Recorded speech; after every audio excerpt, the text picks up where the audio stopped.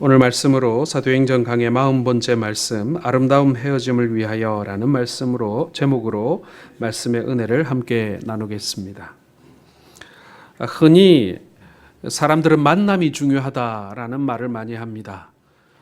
우리가 경험하는 수많은 만남이 사실은 우리의 삶의 방향을 결정할 뿐만 아니라 우리의 삶에 대한 태도나 혹은 행복과 불행을 결정하기도 하기 때문에 이 만남이란 참 중요합니다. 자, 그런데 만남만큼이나 여러분 헤어짐도 사실은 중요합니다.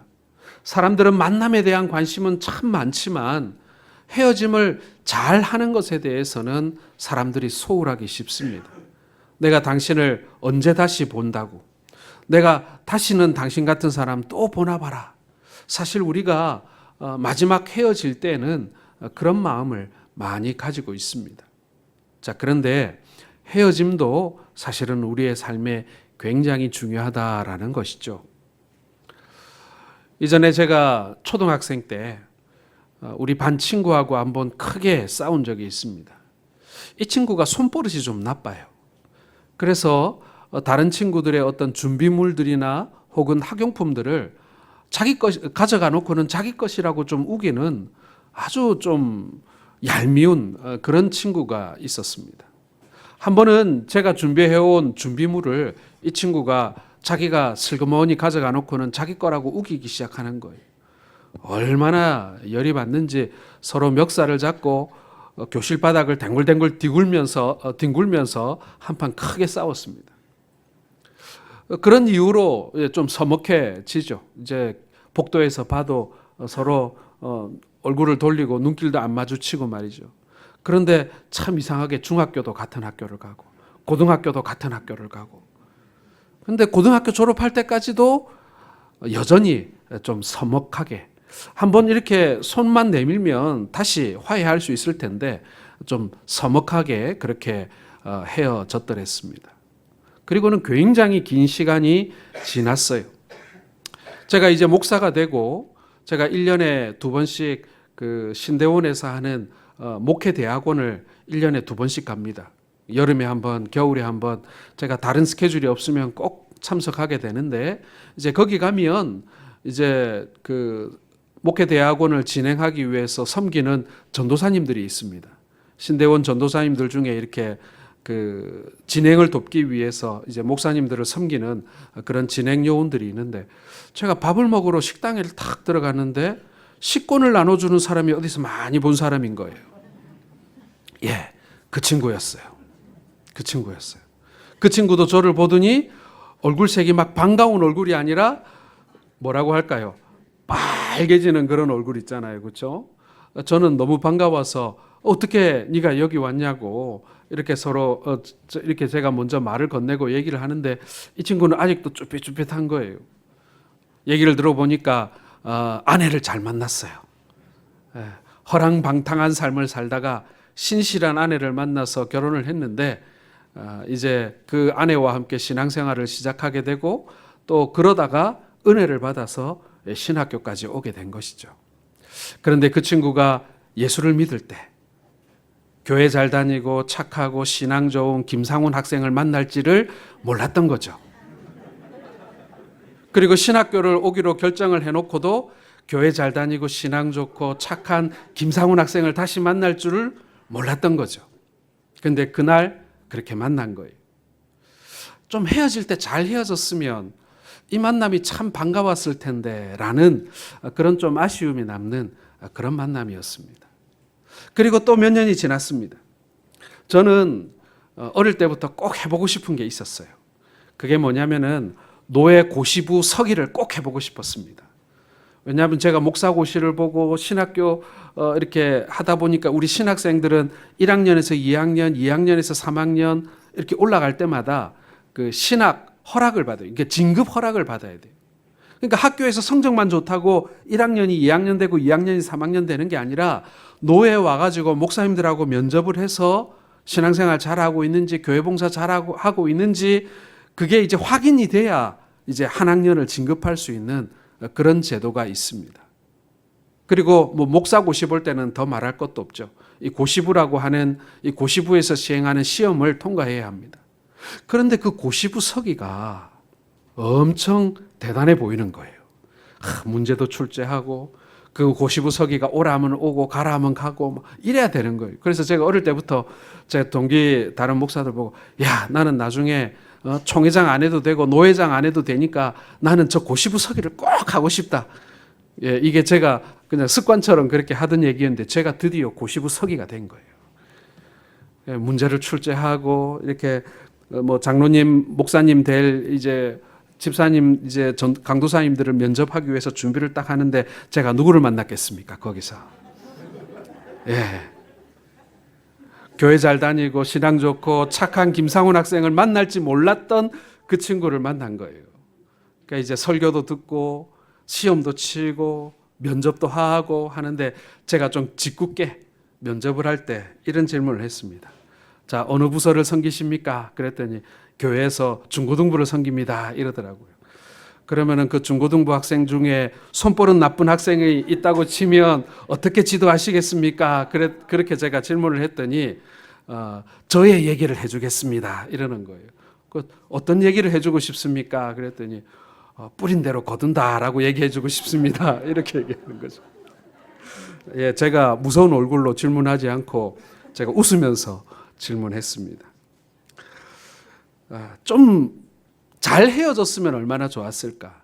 어릴 때, 아주 어릴 때였지만 그렇게 싸우고 그렇게 헤어졌지만 중학교 때라도 아니면 고등학교 때라도 그걸 화해하고 이렇게 좋게 풀었으면 얼마나 다시 만났을 때 더 반갑고 불편하지 않을까 이런 생각을 하게 되는 그런 만남이었습니다. 여러분도 만나는 것도 중요하지만 주변에 있는 사람들과 헤어질 때도 굉장히 잘 헤어져야 된다는 사실을 꼭 기억해 주시면 좋겠습니다. 자, 오늘 본문이 바로 이 이별의 장면입니다. 바울과 에베소 교회의 장로들이 헤어지는 장면입니다. 너무 아쉬운 이별 장면이. 보통 이별은 슬프잖아요. 헤어진다는 것은 슬픈 일 아니겠습니까? 그런데 이 바울 사도의 헤어짐은 더더욱 슬펐어요. 많은 성도들이 성령이 충만하여 예언하기를 이제 바울이 우리와 헤어지면 살아생전 그 사람을 다시는 볼 수 없다. 바울을 기다리고 있는 것은 핍박이고 그리고 순교다. 이렇게 사람들이 예언하기 시작하니까 에베소 교회뿐만 아니라 이 바울 사도가 세우고 선교한 그런 많은 초대교회 성도들이 이 바울의 그 예루살렘과 교회를 로마로 향하여 떠나는 그 발걸음을 너무나 아쉬워하고 붙잡는 사람들도 있었습니다. 자, 그런데 이 아쉽고 슬프고 두려운 이 이별이 아름답다라는 것을 오늘 우리는 보게 됩니다. 헤어짐도 이렇게 아름다울 수가 있구나라는 생각을 하게 됩니다.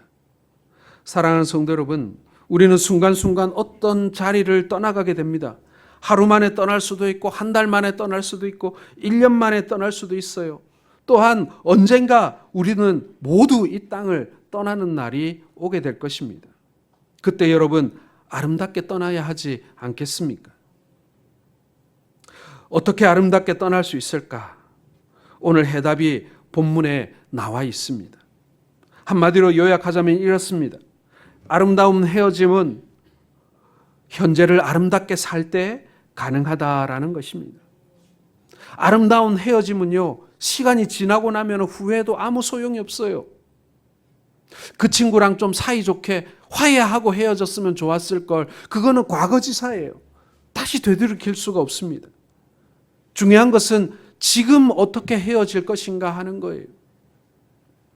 오늘 말씀이 우리에게 전해질 때 우리 성령님께서 우리 가운데 역사하기를 소원합니다. 그리고 우리의 인생의 모습과 태도가 변할 수 있기를 원합니다. 만남만큼이나 중요한 이 헤어짐, 우리가 수많은 만남을 경험하고 수많은 헤어짐을 경험할 때 우리는 어떤 모습으로 그 이별을 맞이해야 하는가? 자, 오늘 바울 일행이 밀레도라는 곳에 왔습니다.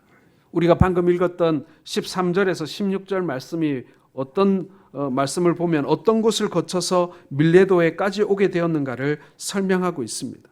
바울은요, 최단거리, 얼른 집으로 돌아가는 빠른 길을 선택하지 않고요, 본인이 선교하고 세운 성도들과 교회들을 돌아보기 위해서 일부러 한 지역 한 지역 되돌아보면서 그렇게 귀향을 하고 있습니다. 바울은 이제 예루살렘으로 가는 길입니다. 그런데 예루살렘으로 가기 전 밀레도에 도착한 바울이 에베소 교회가 너무나 간절히 생각이 나는 거예요. 그래서 사람을 보내어 에베소로부터 장로들이 당도하게 됩니다. 오늘 17절 말씀에 바울이 밀레도에서 사람을 에베소로 보내어 교회 장로들을 청하니라고 했습니다. 밀레도에서 그들을 만나고 그리고 그곳에서 작별을 합니다. 그런데 그 모습이 너무나 아름답습니다. 오늘 에베소 교회 장로들과의 이 바울의 이별을 통해서 우리가 배울 수 있는 것은 무엇인가? 첫 번째는요, 이 이별의 이야기 속에 과거에 대한 고백이 담겨 있더라라는 것입니다. 사실 여러분, 우리가 헤어질 때 회자 정리라는 말이 있습니다. 그 사람과 어떤 시간을 보내었는지, 그리고 그것이 좋은 일이든 나쁜 일이든 그것을 회포를 푸는, 그리고 그것을 정리하는 그런 시간이 필요하지 않겠습니까? 오늘 사도 바울은 헤어지면서 먼저 자신의 지난 날을 이야기하고 있습니다. 첫날부터 지금까지라고 오늘 말씀하고 있지 않습니까? 어떻게 했다는 것입니까? 한마디로 말하면 복음을 전하기 위하여 열심히 살았다는 것입니다. 예수님을 전하기 위해서, 사람을 살리기 위해서 구체적으로 자신의 과거에 대하여 말씀하고 있습니다. 오늘 18절 이하의 말씀에 보게 되면 모든 겸손과 눈물이라는 표현을 사용하고 있습니다.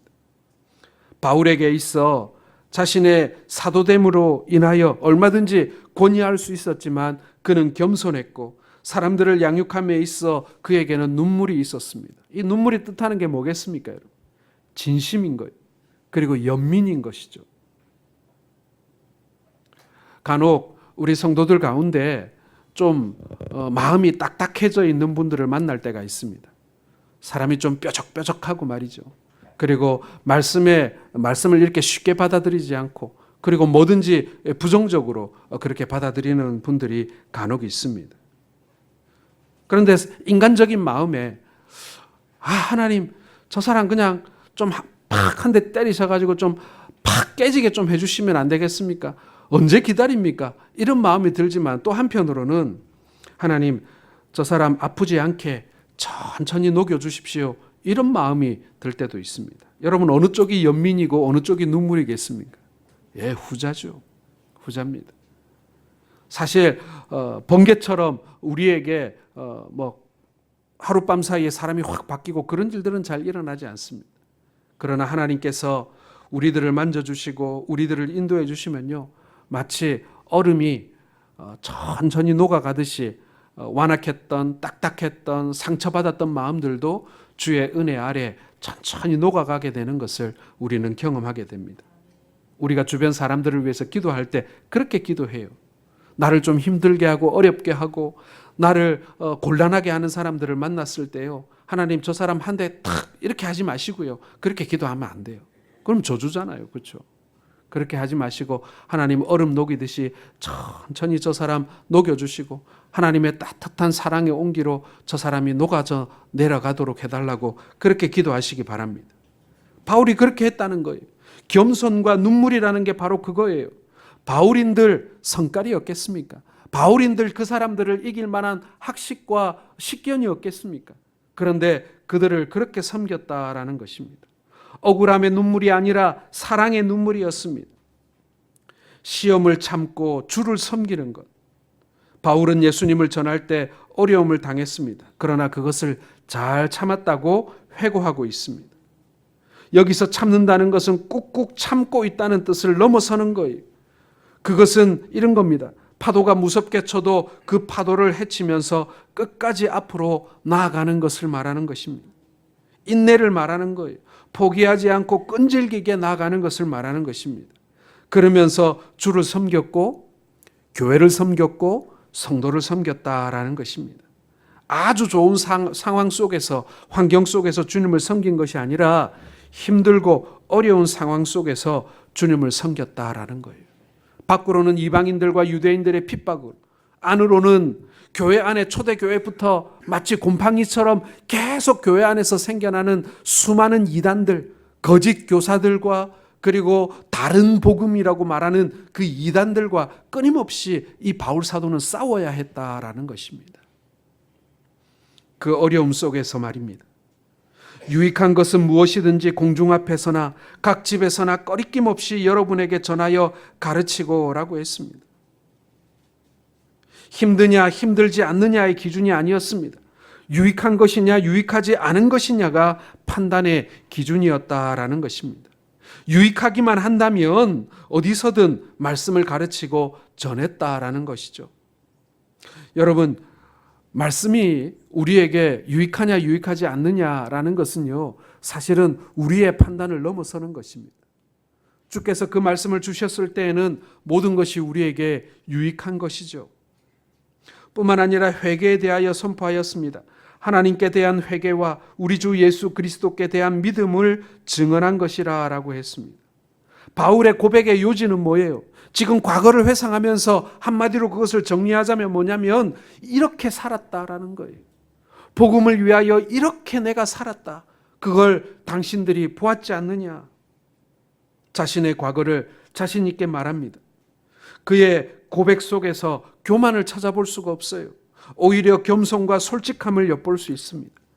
사랑하는 성도 여러분, 우리가 혹 헤어지게 될 때, 우리가 과거를 되돌아볼 때 내가 이 사람을 주의 사랑으로 내가 얼만큼 사랑했는가, 내가 주의 사랑으로 이 사람을 얼마나 섬겼는가를 우리가 되돌아보게 되어집니다. 내가 이 사람을 진심으로 대했는지, 아니면 내가 가식적으로 이 사람을 대하고 그리고 내가 이 사람을 이용해 먹기 위해서 대했는지, 그거는 자기만이 아는 거예요. 사랑하는 성도 여러분, 어떤 일을 마무리할 때에 이런 고백을 하실 수 있기를 바랍니다. 소망하시기 바랍니다. 어떤 위치를 떠날 때 이런 고백을 하실 수 있기를 바랍니다. 우리가 무엇을 남기고 한 걸음 한 걸음 나아갈 것인가가 참 중요하다라는 것이죠. 우리가 주의 복음을 전하기 위해서 예수 그리스도의 사랑으로, 눈물로, 인내로 우리가 이웃을, 그리고 우리의 교우들을, 그리고 우리의 가족들을 섬길 수 있는 우리 모든 성도들 되시기를 주의 이름으로 축원합니다. 우리가 그렇게 오늘을 살았다면요, 언제든 헤어져도 그 헤어짐이 아름다울 줄로 믿습니다. 그 헤어짐에 하나님께서 복 주실 줄로 믿습니다. 이제뿐만 아니라 바울 사도는 자신의 미래에 대하여 오늘 고백하고 있습니다. 오늘 미래에 대한 고백이 담겨 있는 것이죠. 오늘 22절에서 25절까지의 말씀은 바로 이제 앞으로 바울 사도가 맞닥뜨릴 미래에 대한 말씀이에요. 번역하면 이렇습니다. 오늘 22절에서 25절 말씀을 보면요, 나는 이제 예루살렘으로 갑니다. 거기서 무슨 일을 만날는지 나도 솔직히 잘 모릅니다. 그러나 성령께서 내게 가르쳐 주셨습니다. 그곳에 가면 붙잡힐 것이고 환난을 받을 것이라는 사실을 알려주셨어요. 그러나 나는 피하지 않고 갈 것입니다. 나는 내가 가야 할 길을 달려갈 것입니다. 예수님께서 맡겨주신 사명, 곧 복음을 증거하는 일을 마치려 할 때 내가 죽을 각오가 되어 있습니다. 그러므로 나는 망설이지 않고 가겠습니다. 이게 지금 바울 사도의 자신의 미래에 대한 고백인 거예요. 여러분, 우리가 헤어질 때 우리가 앞으로 어떻게 살 것인가에 대한 그런 방향이 있고 목표가 있고 그리고 고백이 있으면요, 그 헤어짐이 아름다울 수가 있는 거예요.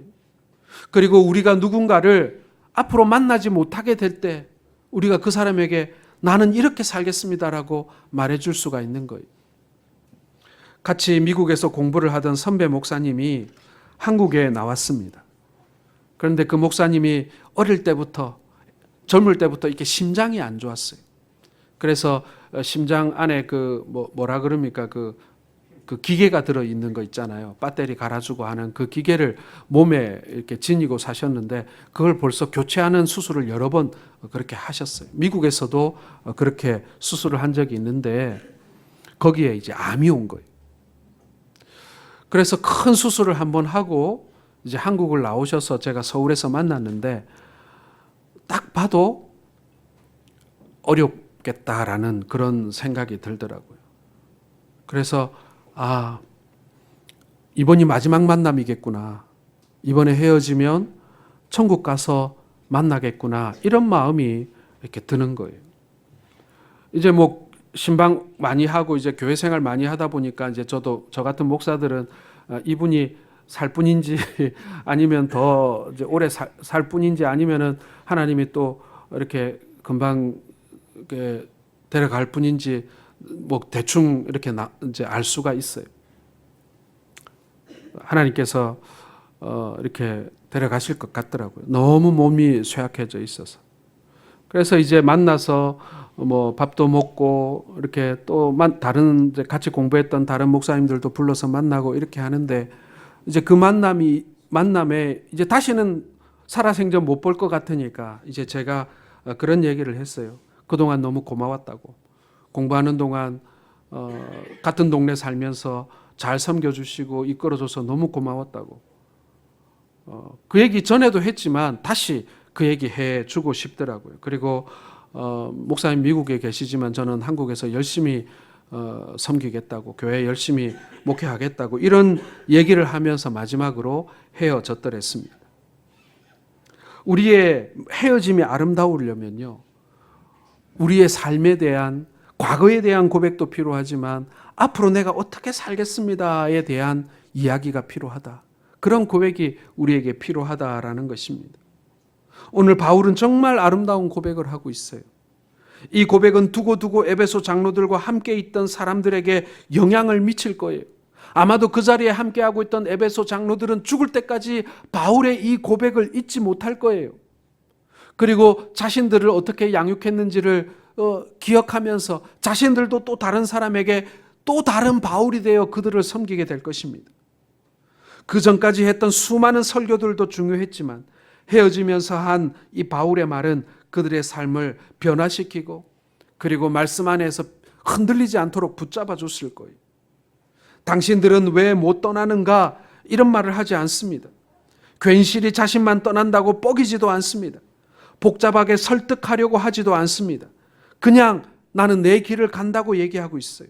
묵묵히 자신이 가야 할 길을 가겠다는 것입니다.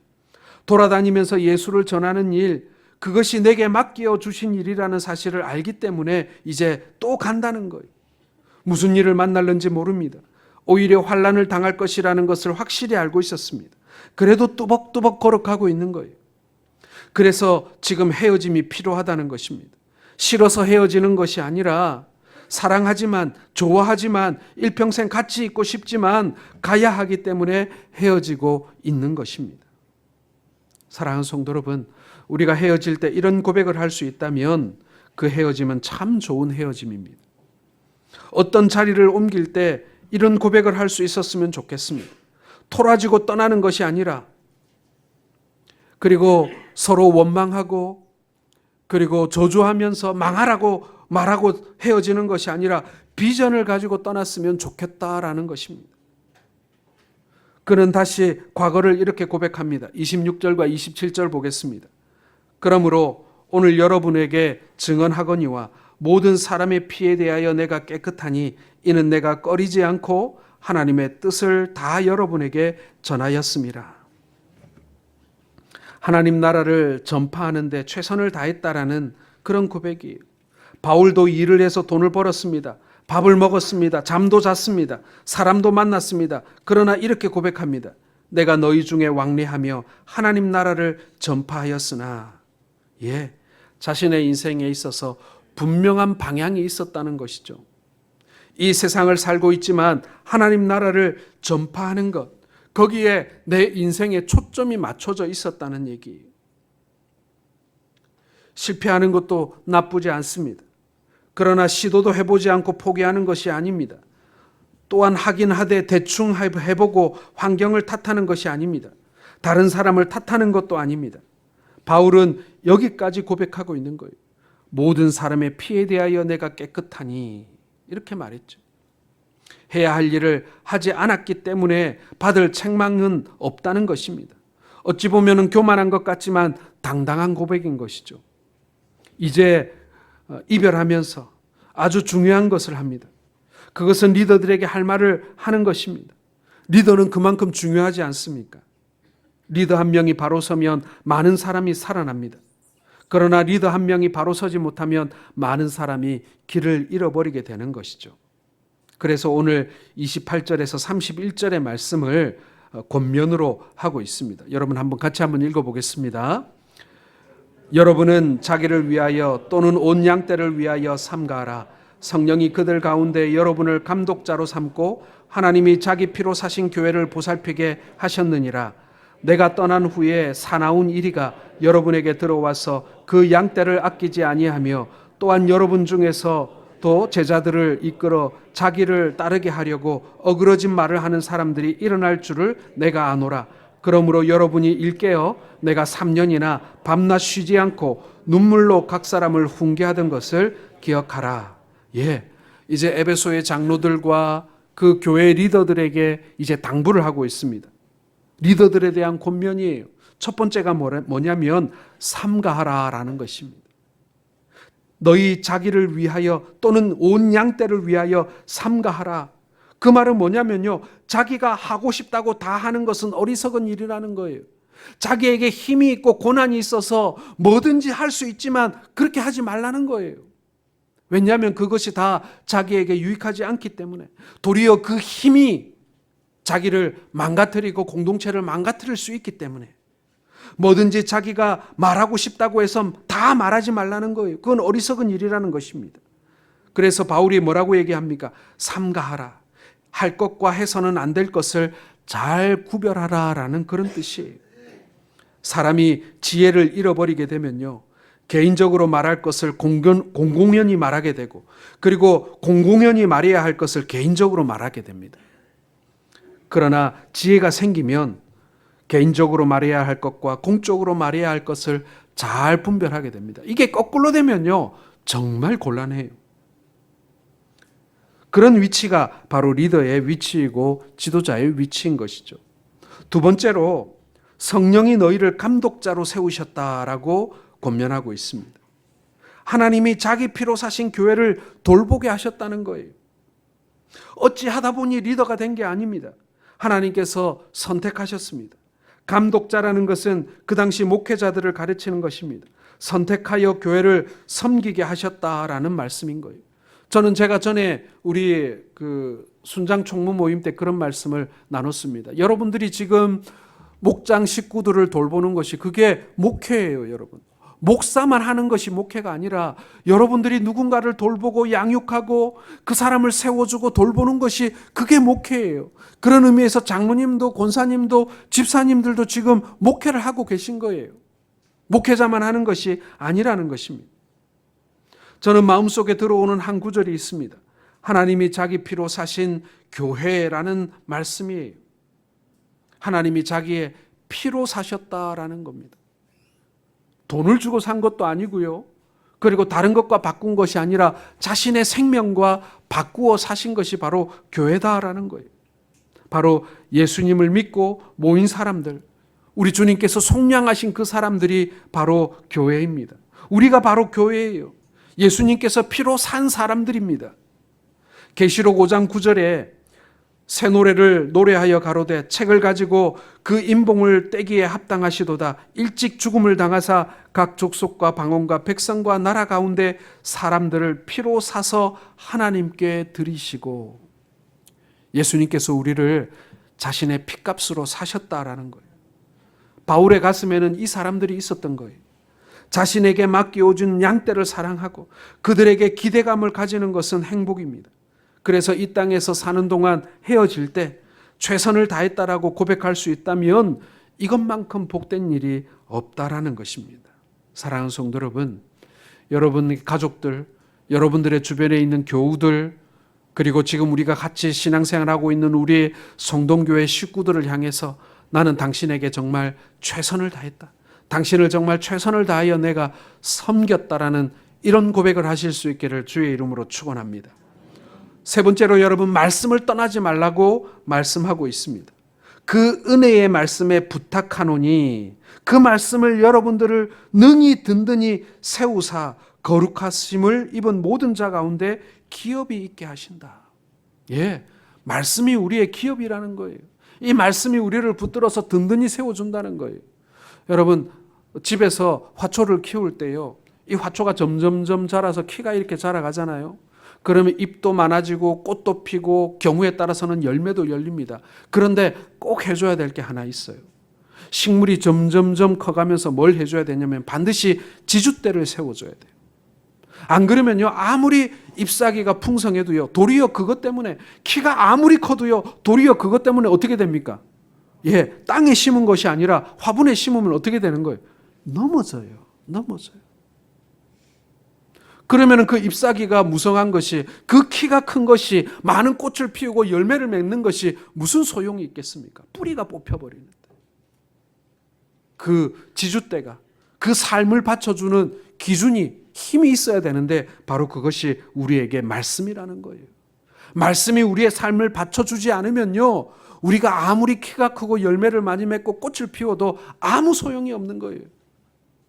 순식간에 뿌리가 뽑혀버릴 수도 있다. 그래서 우리가 말씀을 떠나지 말아야 한다라는 것입니다. 네 번째로, 나는 탐욕을 부리지 않았다라고 바울은 고백하고 있어요. 내가 아무의 은이나 금이나 의복을 탐하지 아니하였고라고 33절에 말씀하고 있습니다. 여러분, 리더가 지저분해질 때가 언제입니까? 대가를 바라고 무언가를 할 때가 지저분해질 때입니다. 사람이 세월이 흘러가면서 잃어버려서는 안 될 것이 있는데 그것이 바로 순수함입니다. 사랑하는 성도 여러분, 우리 모두가 할아버지 할머니가 되었을 때 우리의 해맑은 아이의 마음을 유지할 수 있다면 얼마나 복되고 아름다울까요? 이것은 우리가 지키고 싶다고 지켜지는 것이 아니라 성령님의 역사를 따라 주님 앞에 계속 우리가 나아가야 하는 것입니다. 주님 앞에 우리가 끊임없이 나아가서 말씀으로, 기도로 우리가 계속 새로워져야만 우리가 이 해맑은 어린아이의 마음을 계속 유지할 수가 있는 것입니다. 마지막으로, 나는 연약한 사람들을 도우며 살았다라고 바울은 고백하면서 리더들에게 그것을 부탁하고 있습니다. 35절에 범사에 여러분에게 본을 보여준 바와 같이 수고하여 약한 사람들을 돕고라고 했습니다. 주는 것이 받는 것보다 복이 있다라는 예수님의 말씀을 인용하고 있습니다. 이 말씀은 마태, 마가, 누가, 요한 이 사복음서 어디든 다 기록되어져 있습니다. 그만큼 귀한 말씀인 것이죠. 사랑하는 성도 여러분, 약한 사람을 부지런히 도우시는 우리 성도들 되시기를 바랍니다. 이제 말씀을 맺기를 원합니다. 여러분, 우리가 언젠가 누군가와도 헤어지고 또 이 세상과도 우리가 헤어질 날이 있게 됩니다. 아무리 금실 좋은 부부도, 아무리 피를 나눈 형제도, 그리고 부모 자식 간도 언젠가는 우리가 헤어지게 되어 있습니다. 여러분, 그런 헤어짐의 때를 맞이할 때 여러분, 우리에게 소망이 있고 우리에게 소원이 있기를 바랍니다. 저도 말씀을 준비하면서 몇 가지 소원이 생겼습니다. 우리가 인생을 마감할 때 사람들과 혹시 잠깐 헤어지면서 우리가 이렇게 고백하고 갔으면 좋겠다라는 것입니다. 나는 당신을 정말 사랑했습니다. 하나님 믿는 신앙 안에서 사는 것이 정말 행복했습니다. 그리고 누군가를 도우며 살 수 있어서 너무 감사했습니다. 여러분, 우리에게 이러한 고백이 있다면 우리의 헤어짐은 정말 아름다울 것입니다.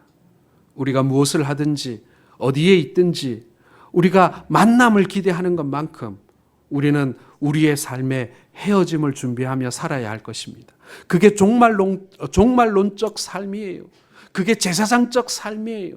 그것이 다시 오실 주님을 우리가 고대하며 사는 그런 마음이에요. 그래서 어떻게 보면은 만남보다도 헤어짐이 더 중요한지도 모르겠어요. 만남은 얼마든지 우리가 더 나아질 수 있는, 수정하고 고칠 수 있는 가능성이 있지만 헤어짐은 시간이 지나면 되돌이킬 수가 없기에 우리가 더 헤어짐이 소중하고 중요한지도 모르겠습니다. 사랑의 눈물이 있는 헤어짐, 축복의 기도가 있는 헤어짐, 떠나는 순간까지 우리가 정을 나누는 그 헤어짐, 예수 그리스도의 사랑을 나누는 그 헤어짐, 그것이 있기를 주님의 이름으로 축원합니다. 기도하겠습니다.